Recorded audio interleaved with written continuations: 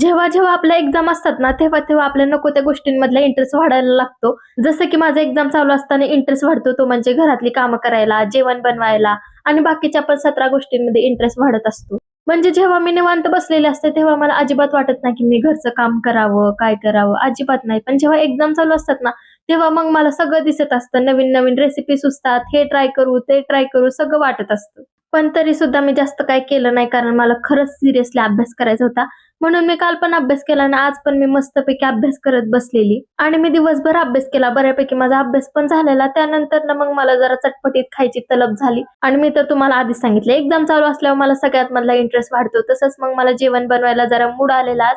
मग मी मस्तपैकी चिकनचा सुक्का फ्राय बनवायचं ठरवलं आणि आमच्या घरात असं असतं की नुसतं सुक्क्यावरती कुणाचं भागत नाही. त्यांना रस्सा पण लागतो. पण मला स्वतःला पर्सनली रस्सा भाकरीपेक्षा सुक्कं चिकन भात, बिर्याणी भात आणि अळणी भात हे खायला खूप जास्त आवडतं. पहिली गोष्ट तर मला भातच खूप जास्त आवडतो आणि आज तुम्हाला दिसतच असेल की चिकन सुक्कं किती जास्त छान दिसतंय. जेवढं छान दिसतंय तेवढं टेस्टला पण खूप जास्त छान झालतं.